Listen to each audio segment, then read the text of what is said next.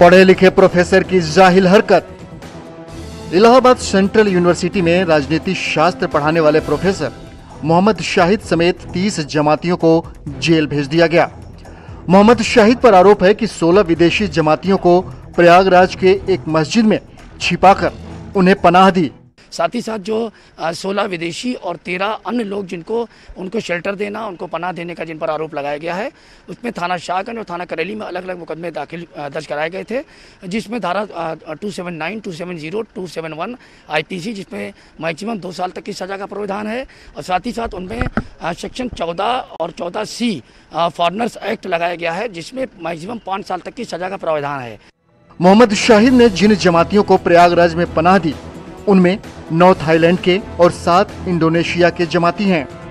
साथ ही 13 मदद करने वाले जमातियों ने इन विदेशी मेहमानों को छिपाने में मदद की।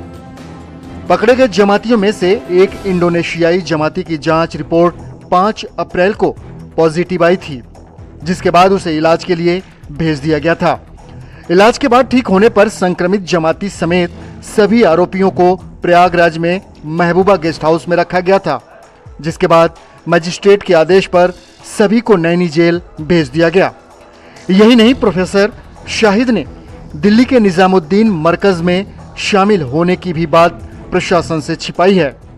एक तरफ सरकार जाहिल जमातियों के बारे में सूचना देने पर इनाम घोषित कर रही है, वहीं प्रयागराज यूनिवर्सिटी के प्रोफेसर ऐसे जाहिल जमातियों को अपने यहाँ शरण देने का काम कर रहे हैं। ये दंडनीय अपराध है, ऐसे लोगों पर पूरी कठोरता से कार्रवाई करनी चाहिए।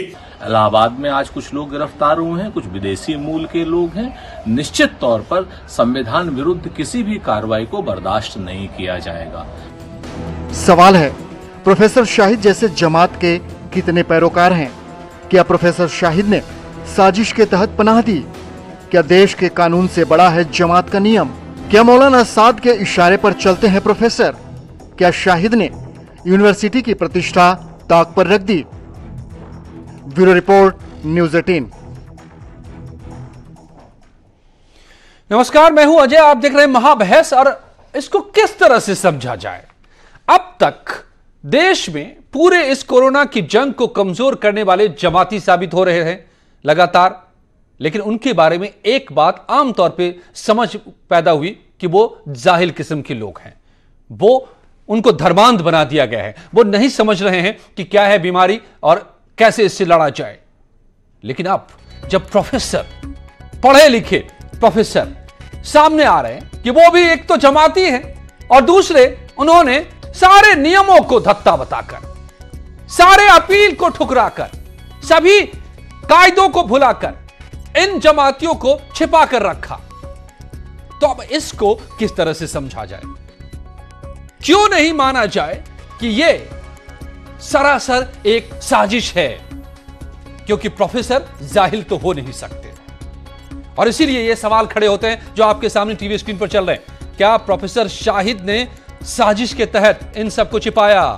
देश के कानून से बड़ा कैसे होगा कोई भी जमात का नियम? क्या मौलाना साद के इशारे पर चलते हैं प्रोफेसर साहब?